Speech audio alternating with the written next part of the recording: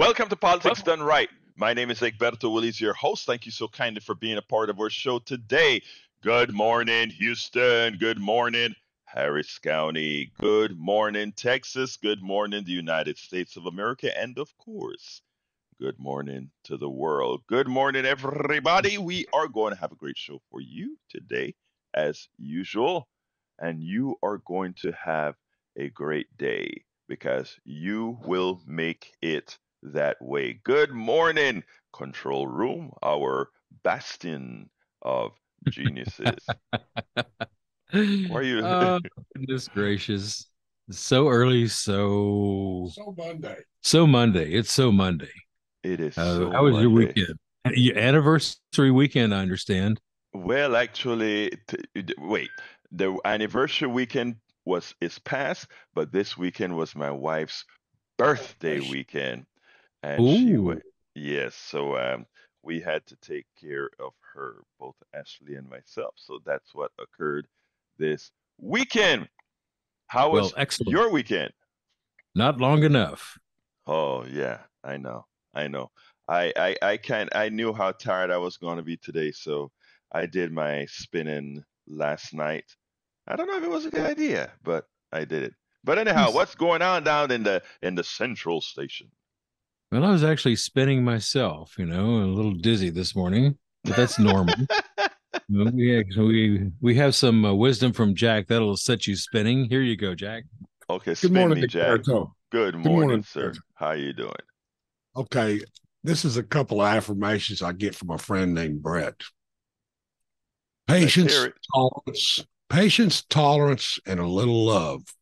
When you focus on your problems, they grow and you don't. Sometimes things go wrong, but you don't have to go with them. You I know like it. what?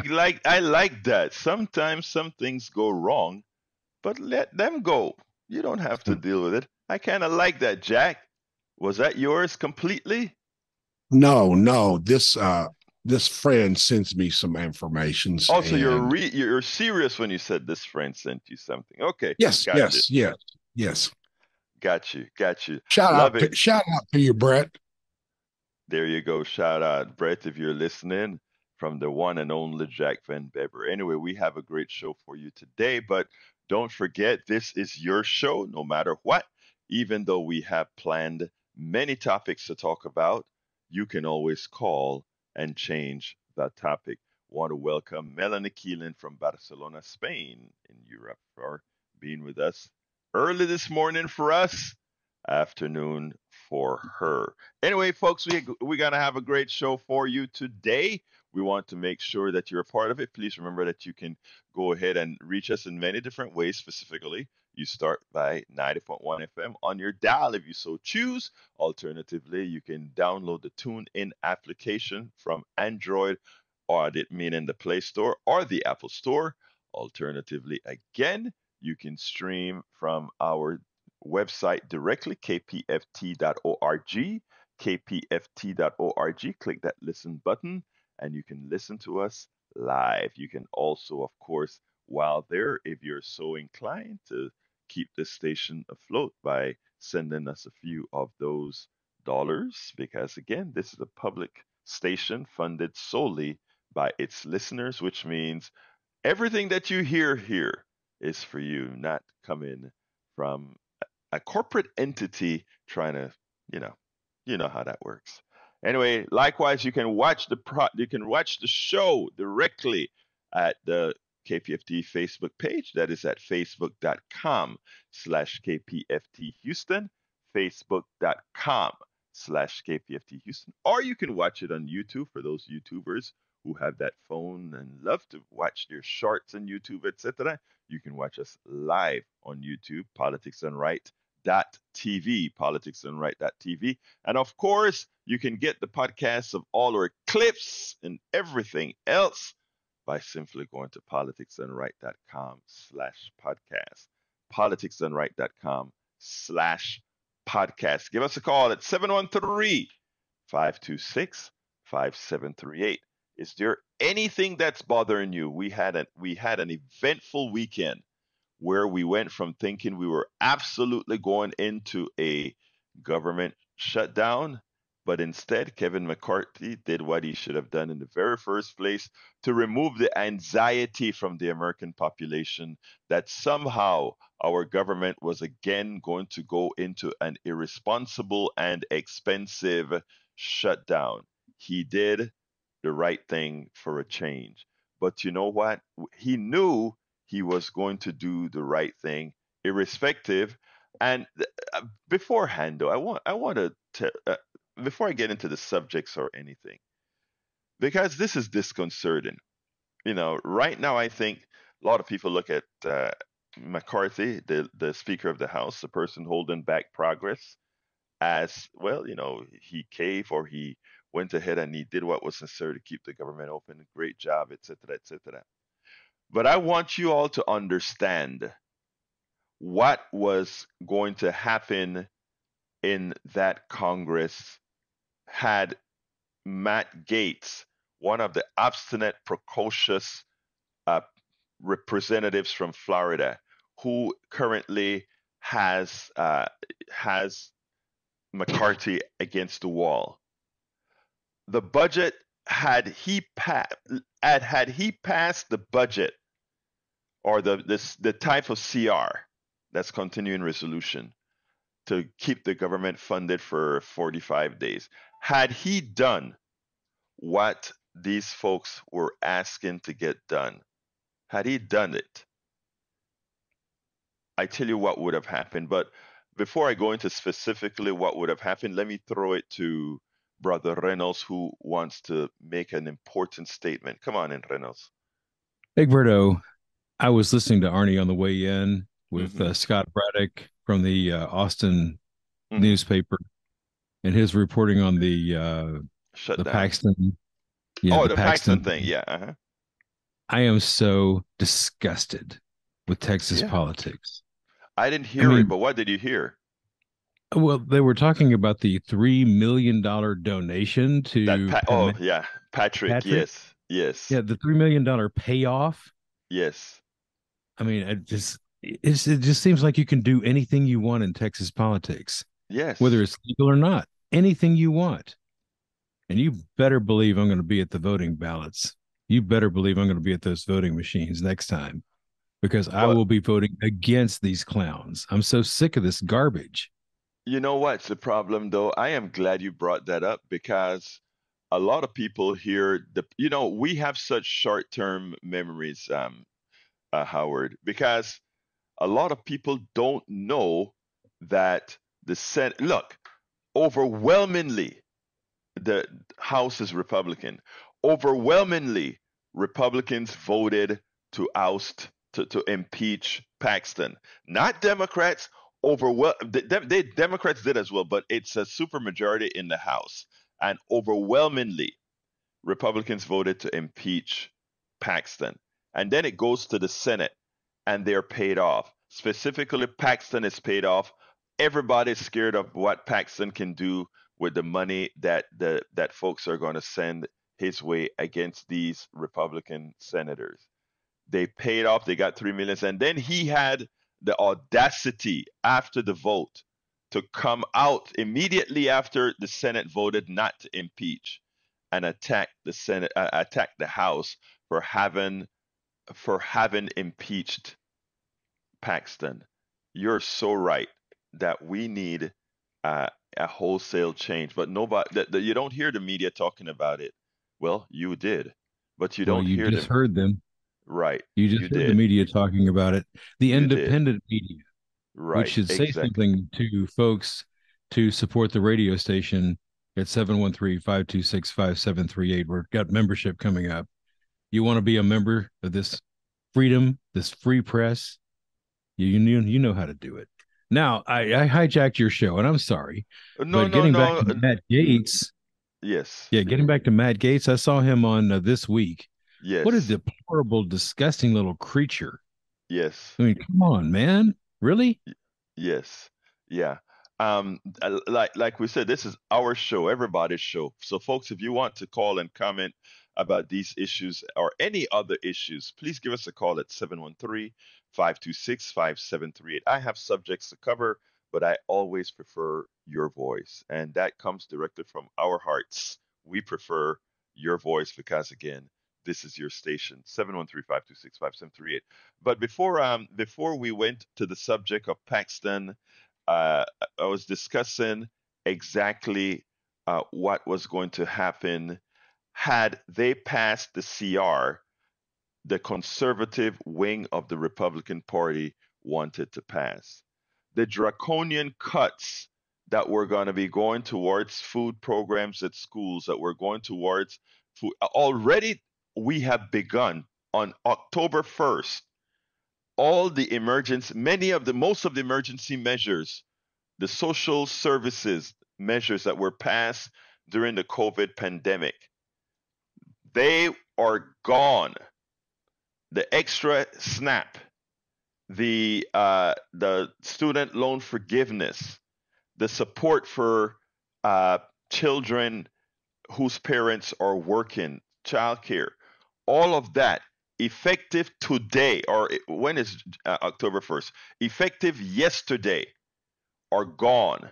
So a lot of your relatives, a lot of your friends with young kids who were in daycares, who gave affordable rates because they were subsidized by our government, we the people, justifiably subsidized.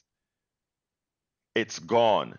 There are parents, your peers, your families, your friends right now that are suffering. How am I going to take care of my kids? I got to skip work because I have no support for my kids right now.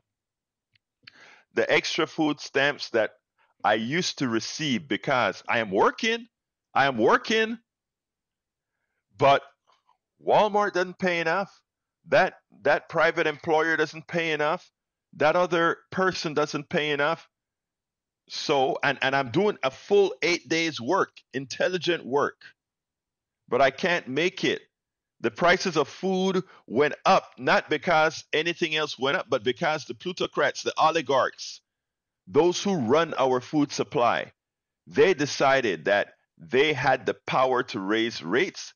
Irrespective of what's happening, they are going to raise the rates. And they raise the rates knowing that somehow, somebody, you are going to subsidize those who are going to do without.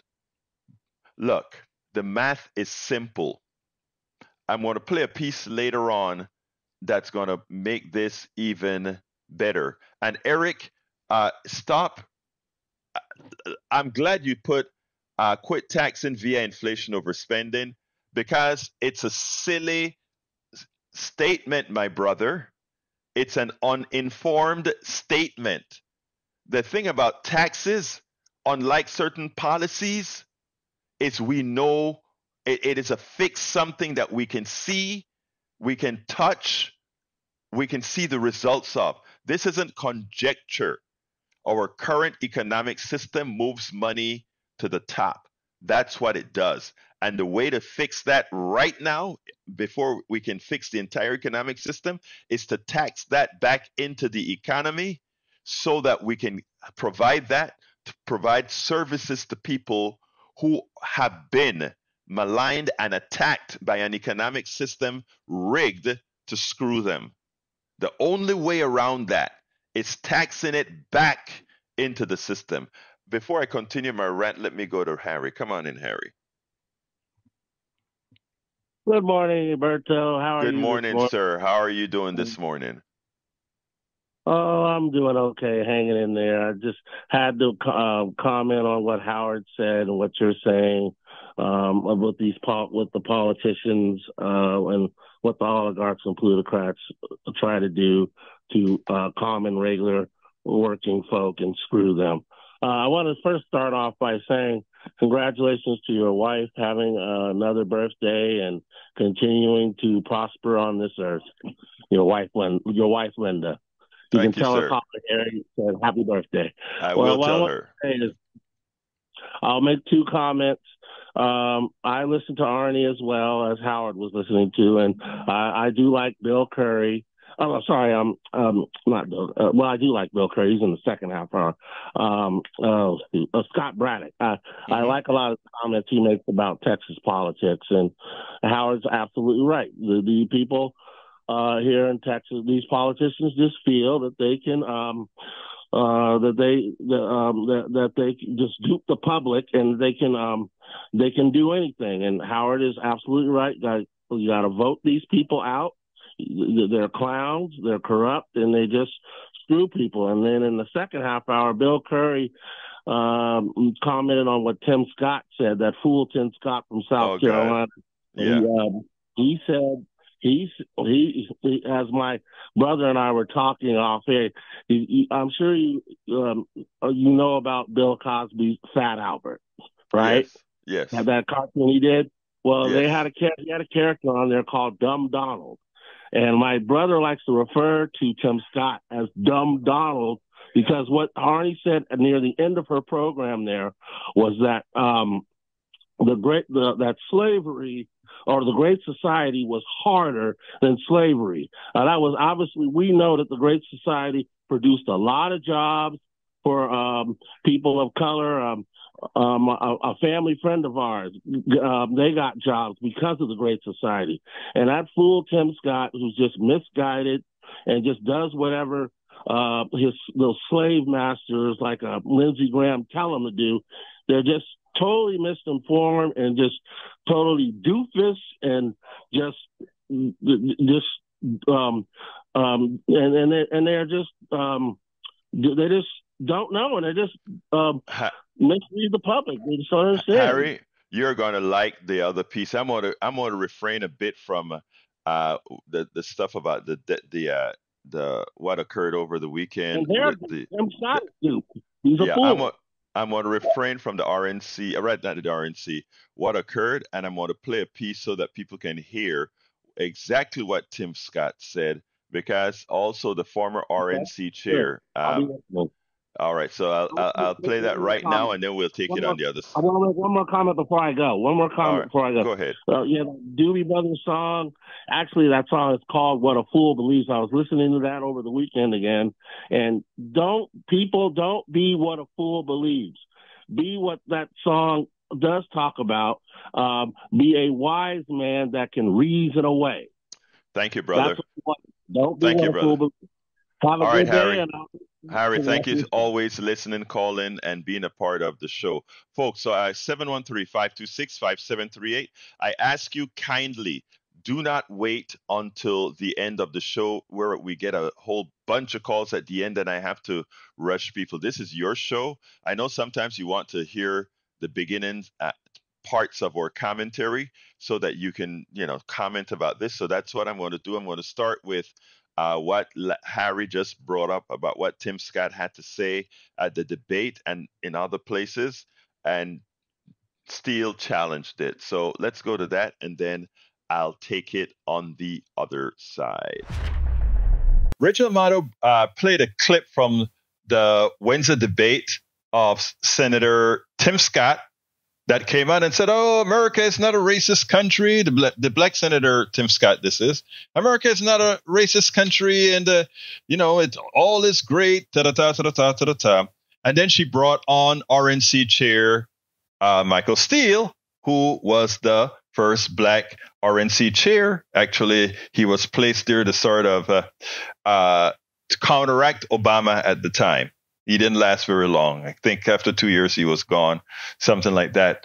But anyway, she wanted to hear Michael Steele's stance on what Tim Scott said, but more profoundly, she wanted to figure out what his thoughts were of the Republican debate. I could have told you what he would say, because the Republican debate, one would think these people lived in an alternate reality, and then there's Trump. And of course, Trump himself lived in yet another alternate reality, and it was just a mess. But I think Michael Steele perfectly illustrated the problem with the Republican Party. Check this out, then we'll take it on the other side.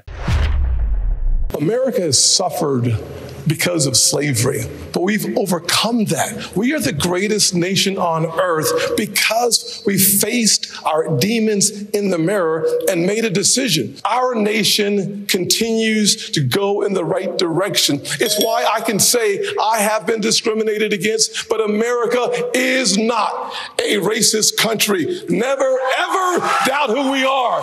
We are the greatest country on God's green earth. Former RNC Chairman Michael Steele. Tell me why that moment spoke to you from the debate tonight. It didn't. It was a load of crock. Black man sitting up there talking about there's no racism, there's no discrimination. So discrimination, no racism. This debate was just a farce. I've been sitting here listening to you folks, and I have to give you all plaudits for actually trying to do analysis of what was the most amazing crap show we have seen of a debate. And I've done a lot of debates in my 45 years of politics. This thing was an embarrassment. It was a national embarrassment. It was a political embarrassment for the Republican Party. And Donald Trump didn't have to show up. There's no reason for Donald Trump to even come near these folks because they can't touch him. He'll be at 60% in 2 weeks, sure. Mm-hmm. There's no doubt about it. And the reality, when you have a candidate who can't talk about slavery, when you have two candidates arguing over curtains, when you've got another candidate sitting there saying, yeah, Putin's a bad guy, but I still love him, where do you go? You're standing in political hallowed ground at the Reagan Library. And this struck me more than anything else. You have these guys standing here in this library. Reagan took Russia to task. Reagan bankrupted Russia, put it on its knees, broke it. And not one of them could even talk about that. Not one of them could connect that dot to this current moment of what's happening with Ukraine.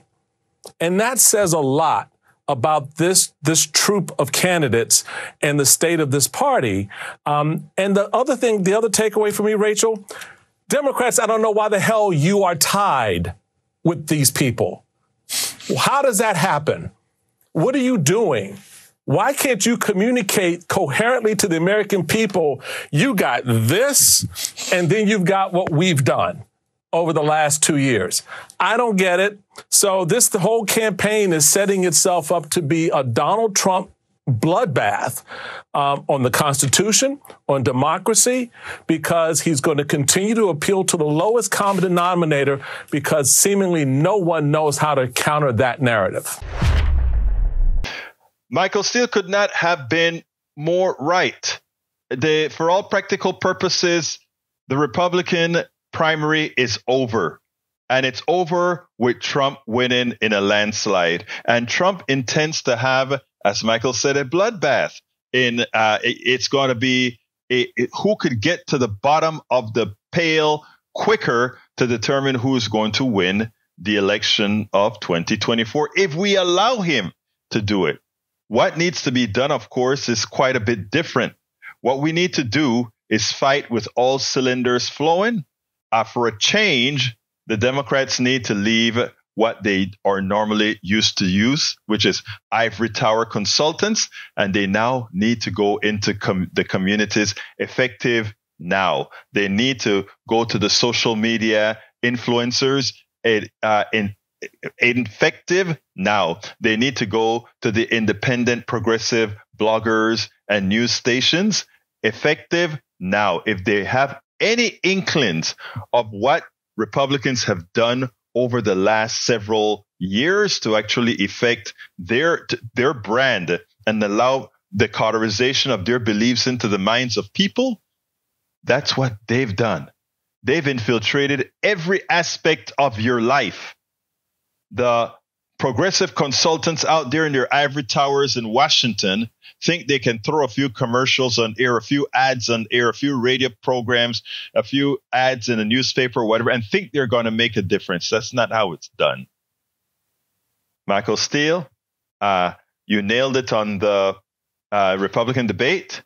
One hopes that Democrats would look at things in such a manner differently than they did before, because you know what? They're going to need to. Absolutely, they're going to need to. Absolutely, they're going to need to. Let's go ahead and go on to Jim talking Texas politics. Come on in, Jim. How are you doing this morning? Hey, how's it going? I was watching that impeachment of Ken Paxton, and at the end, when they got the vote there, the Senate voted no impeachment. Yes. The thing I thought about was there was a movie about Texas, if you remember. It had Dolly Parton in it, and you know, there was a line that said, the best little whorehouse in Texas. yeah, Texas has a whorehouse in it, and now Texas has a whore Senate in it. I mean, you know, let me tell you something. That it's all pay for play in Texas. Yes, you're absolutely right, Jim. You're absolutely right. And it is shameful because here it is. We have a crook that is the top state enforcer of the law in Texas is a crook. The top law enforcer in Texas. Think about that. No wonder. Right, go ahead. And look, It's you not know, over yet. no, it's not. Still got to go to trials. Yeah. Right, So but you know, the amount of damage that can happen between now and the trial, Jim. Here is a state where, you know, I mean, there's a piece, I don't know if I placed it in the piece, but this effective yesterday, Jim, Texans, over, I don't remember, I think it was 300,000 Texas children are going to be thrown out of daycare centers because the prices that they're going to have to charge without the subsidies coming from the federal government, which expired on October 1st. Those will not be there anymore in states like Texas. Now, it's affecting New York and California as well, but they have a safety net for the kids, right? Texas does not. Yet, we are there electing people who continue to provide pain on our citizens. The state that has the worst number of uninsured people in the entire country, Texas is. We are the bottom of the barrel when it comes to insured citizens. Yet we want to give ourselves a pat on the back. Guess what? People are moving here. Yeah, rich people are moving here. People with means are moving here. People with mobility are moving here because they pay less taxes. But what do you get for less taxes? A suffering population. Go ahead, Jim. yeah, I think that the Republicans are going to try to primary some of those people in the House, and yeah, I think that's going to be pretty bad. You know.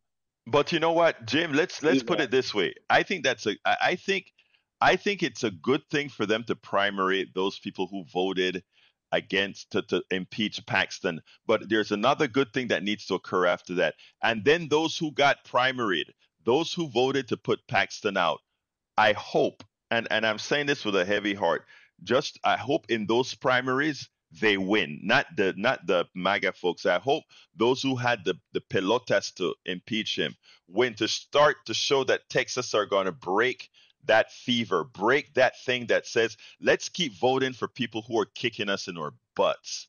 Let's stop voting for people who are denying us health care. Let's stop voting for people who are denying us child care service. Let's start voting for people who are going to finally that's going to hurt us. And then when the main election come around, and ask the question to every politician: will you support the Medicaid expansion to the Affordable Care? If the answer is yes, you deserve to serve Texas. Are you going to vote for child care, supporting child care?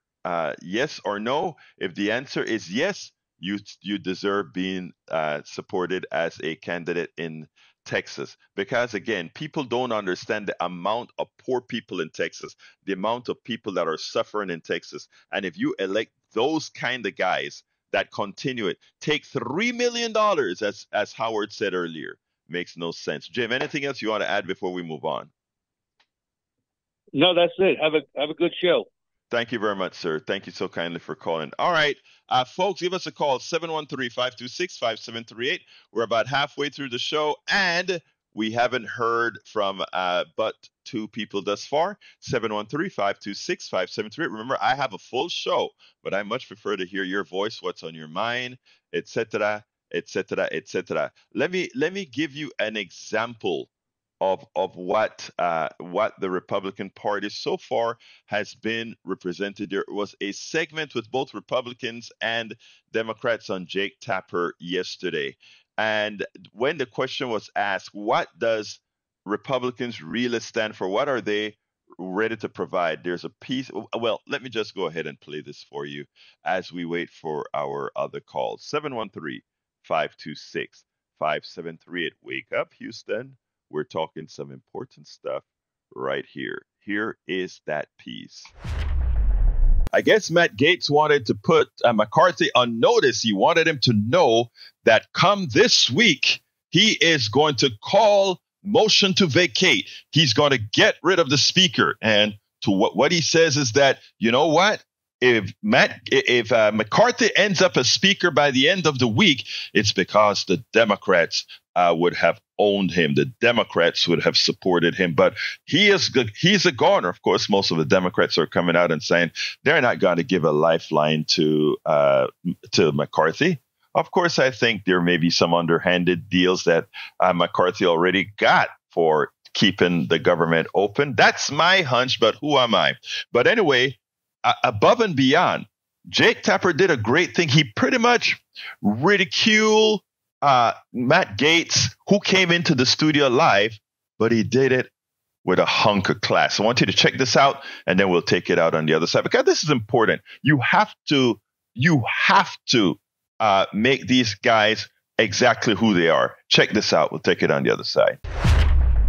Speaker McCarthy argues that he had a bill on Friday that would have put forward less spending than what actually has now become the law for the next 45 days. That would have gone to the Senate. The Senate would have voted for their own bill. And then in a conference committee, there would have been a negotiation. And what would have become the law of the land for the next 45 days would have been less spending than what actually is now the bill. Take a listen to Speaker McCarthy. Look, I welcome those 21 back in, and we would get a better and more conservative bill if they would simply vote with us. Their argument is your point about debt and deficit spending, which is not an inaccurate point, was actually harmed by the stunt, by the temper tantrum of the government shutdown. Well, that argument presupposes that the Senate was going to take up or conference that bill that McCarthy wanted. You already had Schumer speaking on the floor saying that they weren't even going to take that up. But there would have been a conference committee and there would have had to have been a negotiation. First of all, that's never so what you're saying is that something would have occurred that has never occurred to negotiate a continuing resolution. I have never seen a conference committee in my 7 years in Congress, and I don't think one has occurred since the mid-90s where a continuing resolution has ever been conferenced. So you're asking your viewers to believe something that has never once happened. What has happened when the House has passed a continuing resolution is the Senate merely negotiates the feature of that continuing resolution by sending back what they want to send back, which is what they did. So we were always ending up here. Here's where I want to break the fever.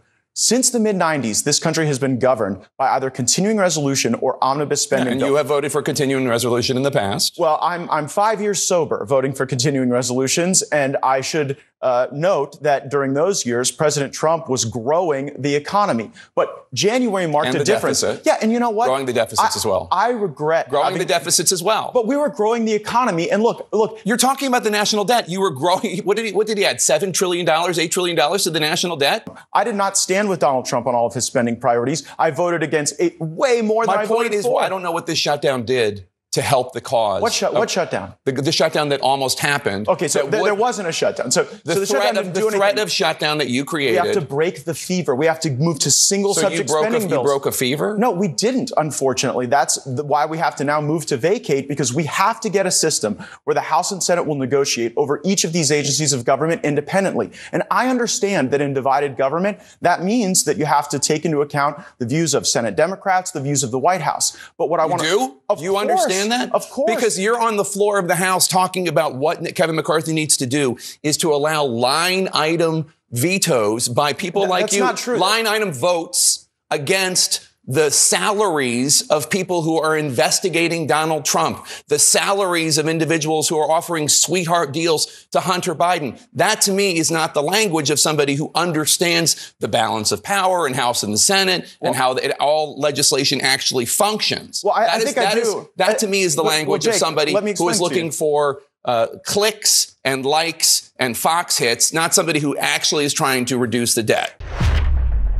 Matt Gaetz, the little precocious little you know what, but we're too classy to say exactly what he is. We won't do what Donald Trump did in California over the weekend, where he simply went, I think, crazy, pretty crazy. But Matt Gaetz is someone who simply wants to disrupt Congress, and he thinks with his little precocious self and having a small majority in Congress that somehow he can accomplish something. I tell you what, I think this is the week he crashes and burns. And the reason why is sometimes when you have a little bit of power, trying to exert too much of that little power can cost you all. And I think this is exactly where we're heading with Gaetz. He'll keep on being the boisterous person, but he will be that paper tiger going forward. Good job, Jake Tapper. 713-526-5738 if you want to go ahead and add to the discussion. 713-526-5738. Now, in that segment, I mentioned something that Trump had to say. Well, yesterday there was a conversation on This Week with a panel comprised of Republicans and Democrats alike, and they all came to the same conclusion. One is that what's the vision of the Republicans for the American people? What specific policies do they have to assist Americans, to make sure Americans' lives are better? And then they played a clip of the pieces of Donald Trump's speech as far as what he is all about. And the question has to arise again. What is this guy going to provide to the American people? I want you to listen to this segment, and then we'll take it on the other side. And folks, don't forget, the lines are wide open. This is, I think, like a 6 and something minute segment. I'm about to start it right this minute. Jake Tapper had an interesting panel on today in which he discussed what the Republicans have to offer.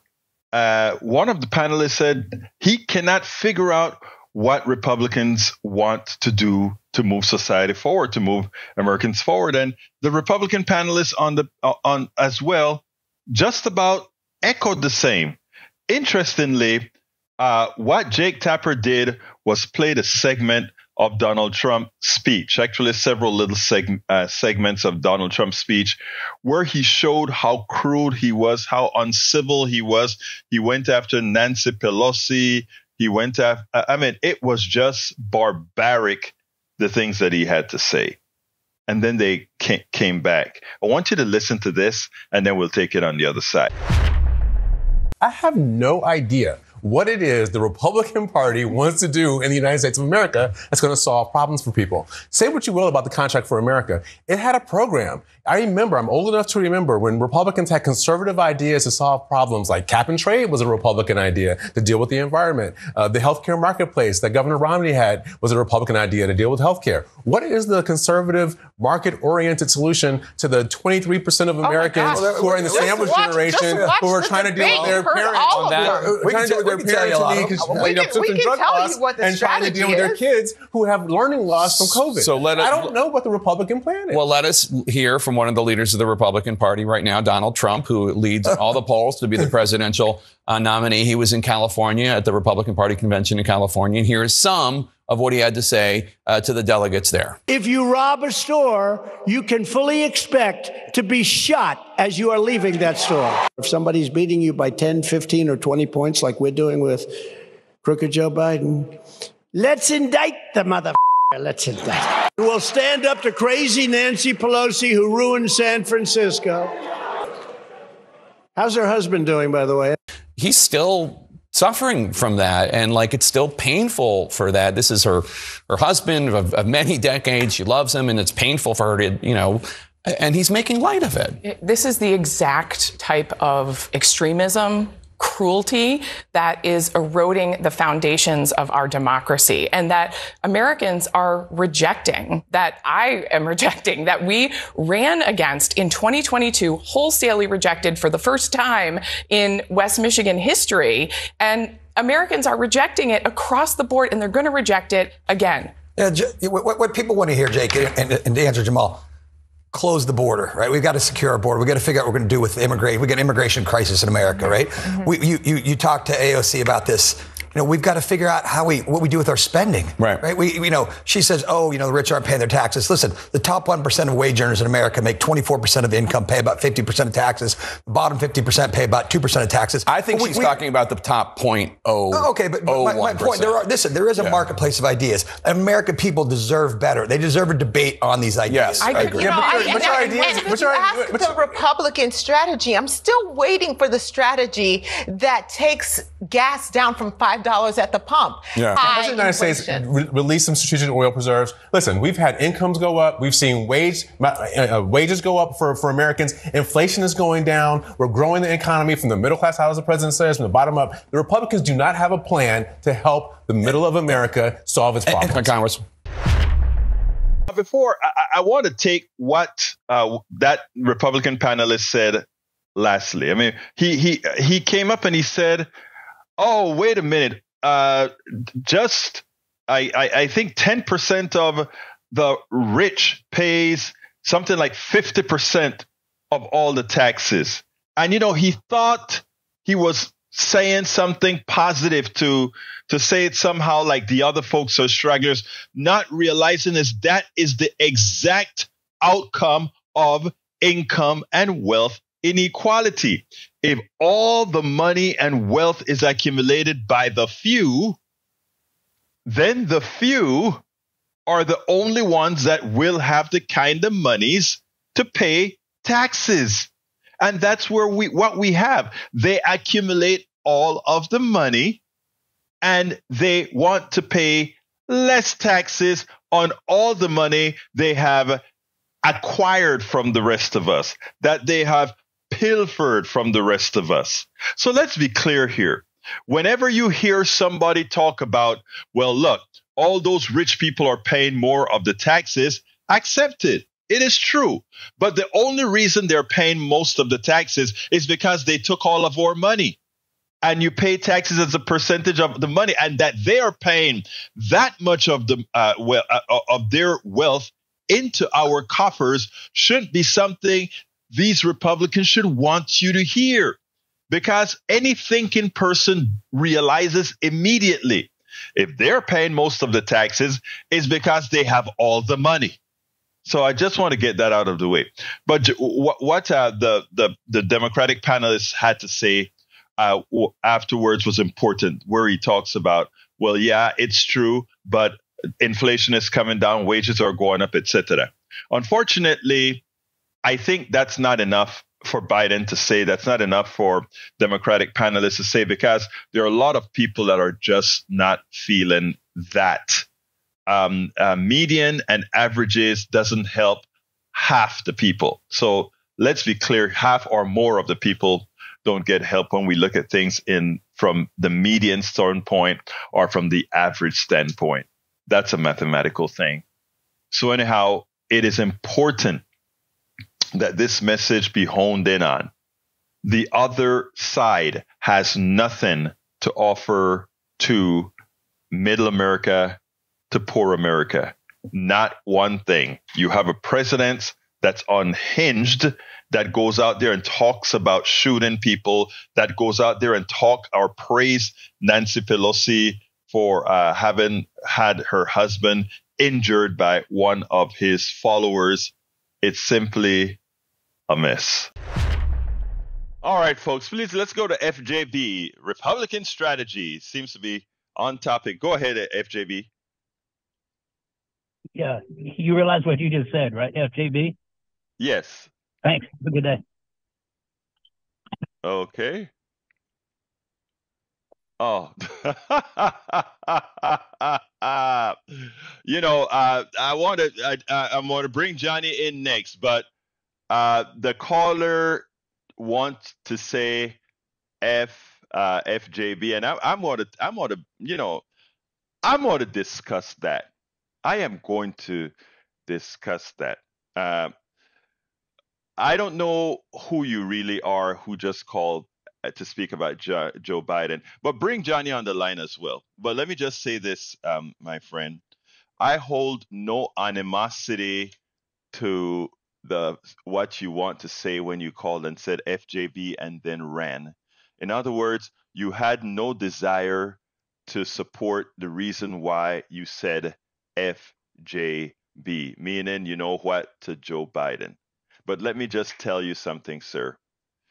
That's an enslaved mind. And the reason it's an enslaved mind is that if we look at everything mathematically, fundamentally, what was done for the American people, for most Americans, this guy, not the guy that I would have put in office, but this guy has done more for you, either directly or indirectly, than anyone else. Let me repeat, either directly or indirectly. And the reason you ran off this line is that you just said something out of passion, not out of your own thinking. You didn't use your mind to analyze what a Trump represents and what a Biden represents. You ran. And the reason you ran, sir, is you could not justify your statement. Johnny, come on in. Brian, use your words, not your words. Grow up, buddy. This country's in serious trouble. We need you to get in gear. Use your mind. I know you got one. I can tell when I listen to you. Stop being like a baby. We need you to put on your grown-up pants and talk like one. Now, as to your point about income average versus income median, that is so correct. A simple way to illustrate this is if you have two people, one has $100 in his pocket, and the other guy's got $900 in his pocket. Mm-hmm. Together, that's $1,000. The average of the two is $500. Right. That doesn't mean the average of these two people is $500. You still got one guy with $100. That's why in that concept called median. Right. Now, as to our friend, Matt Gaetz, every time I look at that guy, he reminds me of a younger and a more evil version of actor Jack Nicholson. Except this sex molester and trade trafficker. And because they denied to prosecute him not too long ago, he feels safe. I got a message for you, Matt Gaetz. You're not safe by any stretch of the imagination. Karma's a bitch. So watch out, buddy. You got to watch out yourself, too. You better put on your grown-up pants and stop acting like a child in Washington. Either that or update your resume and get out, because we don't want you. You don't need you. You're a parasite and you're a prostitute. Thank you, my brother Johnny. As usual, insightful. I mean, thank you very much, buddy. Let's go to Donald. Donald, come on in, my dear brother. Good morning. How are you, Egberto? I am doing fine, Donald. How are you doing this morning? Oh, I'm good. You need to watch the movie A Life of Brian, and then you can understand one of your callers that called in. Because we know who the was. Yeah, but you know, on that note, I'm not worried about that. Let's not cut it short. What I have in my house is I have a caricature and I have a mirror. I look at one not to take life too seriously, and look at the inner person that artist captured, and then I look in the mirror and I reflect at the end of the day. And the other thing is, my mentor told me this, and I'm gonna make it where it's for the air, and that screw them if they can't take a joke. And that set me free, and it set my mind free to do what I wanted to do. And that's it. Thank you, my brother Donald. Thank you. But the thing that look, my responding to whoever it was that decided, and we kind of have an idea who it was that put that FJB in there, is because it gives us a reason to it gives us a good reason to bring up my next little piece here, and this is going to pretty much close us out. But if this is who some of those people who support, let's say, a Donald Trump over a Joe Biden, this is the kind of folk that we're talking about here. I want you to listen to this piece by Joyanne Reed, and then we'll take it on the other side. I want you to check this piece out by Joyanne Reed. She appropriately nailed the mainstream media. Sometimes you have to wonder what these guys are thinking about when they're covering stories, when they're doing this versus that type of stories. I love what Joyanne Reed did. Check it out now, and then we'll take it on the other side. If you pick up any newspaper or peruse any news website, you'll see a lot of talk about President Biden's age. Yesterday, Axios posted this nifty headline about Biden wearing sneakers and exercising because he's old. The article doesn't say much beyond that, and they don't actually talk about the former president's age, despite Trump being just 3 years younger than Trump. For an industry that loves to both sides us and will easily both sides us into autocracy, it really doesn't seem to both sides this particular one.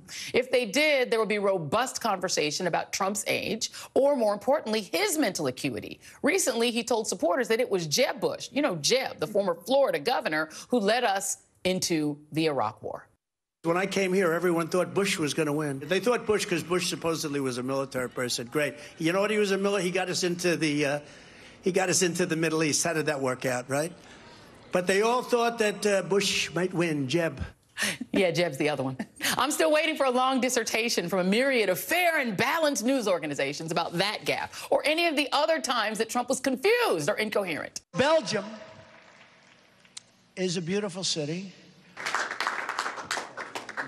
Thank you, everybody. Mr. President, you need to sign it. I said, we've just launched 59 missiles heading to Iraq. Well, you headed to Syria? Yes, heading toward Syria. And I want you to know that. Our army manned the airports. It ran the ramparts. It took over the airports. It did everything it had to do. And at Fort McHenry, under the rocket's red glare, it had nothing but victory. And then I see the disinfectant where it knocks it out in a minute, 1 minute. And is there a way we can do something like that by injection inside? You know, you have voter ID to buy a loaf of bread. You have ID to buy a loaf of bread. And we did with Obama. We won an election that everyone said couldn't be won. We would be in World War II very quickly if we're going to be relying on this man. The fact remains that President Biden and Donald Trump are both older. But isn't the more important question who has actually delivered for the American public and who's willing to preserve our democracy? Because only Trump has led an insurrection, been indicted on 91 felony counts, and been found civilly liable for sexual assault, also guilty of property valuation fraud in a civil case literally yesterday. And only Trump has called for the execution of military officials, slung an anti-Semitic attack on American Jews on an important Jewish holiday, vowed to silence the media, promised to imprison his political opponents, threatened war against Mexico, and ended abortion access in nearly half of the U.S. But please, media, tell me more about Biden's sneakers. You take a look at somebody like Donald Trump. Donald Trump is obese. Donald Trump has showed wear and tear coming downstairs. Donald Trump has showed with his character, with the way he thinks, that, in fact, he is older than his 77, whereas we can all say that Brother Biden is young for his 80 years, given the biking and cycling that he can do. So, yes, these two guys are fairly old. Not only are they fairly old, when you're dealing with older folks, anything can happen. Would you like to have a vice president if someone had to take over the person that Trump would choose, or somebody else that Biden would choose? I mean, the fact of the matter is simple. There's a good likelihood, because these guys get good medical care, that they will do just fine. But that said, if we're comparing Donald Trump to Joe Biden, there's absolutely no comparison with regards to mental acuity, with regards to physical stamina, and regards to health, given a fit person who can ride a bike as opposed to an obese person who likely hadn't ever gone on a bike. Absolutely so, folks. But I asked the question, and including for that person who called and said FJB. I imagine the corollary is that you support a Donald Trump, and you have to ask the specific question. Christian, evangelical, somebody who calls themselves a conservative, all of those. Any one of you who's supporting that over a person who cares about his kid, irrespective of what that kid does, over a person who cares, one must ask. Let's go to Bard real quick, since we're about out of time. Bard, come on real quick. You got about 35, 45 seconds. Go ahead. Yeah, you're talking about Biden riding his bike. He can't even remember to put his foot down. He falls over when he stops. That's not true. When you clip into a bike, that happens. I've fallen over. I'm a cyclist. I understand exactly what happened there. There's nothing. Again, don't believe the Fox News spin. It doesn't make you very smart. But continue, my brother. I've seen it on video myself, Egbert. I know. I have seen it on video also, and it's the same thing that happens to me. When you are in clips and you're getting out of a bike, a lot of times you're getting out of the bike. That is exactly what happens. I'm a cyclist. I'm telling you, that's what happens. Continue, my brother. Well, we're calling him Short Stairs Biden because they lowered the stairs for him so he can shuffle onto the whatever the case. And I would do that for an older person, or I'll do that for anybody I will assist people who need assistance, but don't mess with the brain acuity. If you're going to compare that with Biden with what we have as an immoral, irresponsible thug like Trump, which I think those words that I just used are a bit too kind given the moral frailty of this guy. But go ahead. What else do you have to have, Bard? Because I got to go. Well, Johnny, Northern Johnny, I don't know where he comes from. Obviously, he's from up north, but he needs to just take it easy. We know he's a socialist. If you love socialism so much, move to Denmark or Norway. No. I like good social policies for our brothers and sisters in America.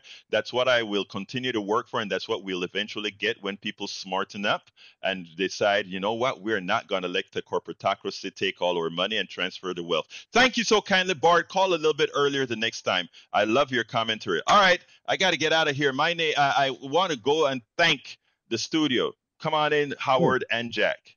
You know, I really like the part where Donald Trump told us about the Revolutionary War where they took over the airports and did what they had to do. Wasn't that great? That was marvelous. Yeah, they hadn't even invented aviation until the next century, but yet they took over the airports and did what they had to do. Those Minutemen and those magnificent men in their flying machines were grounded by the Minutemen. Wasn't that great? That was marvelous. Okay. Anyway, Jack and I were talking about the FJB thing. Fabulous Joe Biden. How about that? I think that's what he meant. I really do. You nailed it. I thought it was fun, JB. And for Halloween and the Republicans, it's frightening, JB. You guys are great. Hey, you guys are giving me more time than I deserve. Anyhow, anything else real quick? Nah. All right. My name is Egberto Willis. I want to thank Jack Van Bibber, Howard Reynolds. And you know how I end this, baby. I am what? Out. We spend a lot of time deconstructing the news, trying to parse it into a form that everybody can understand. We try to find those little nitpicks where it flies above the fray, etc. If you really like these videos that we do, I want to ask a big favor. Please go ahead, number 1, subscribe to our channel, and number 2, please join if you can. Thank you so kindly for watching. Keep watching. Please remember to share. We must populate the entire internet with our progressive message, a message that we know is what most Americans say that they want. So help us, please join.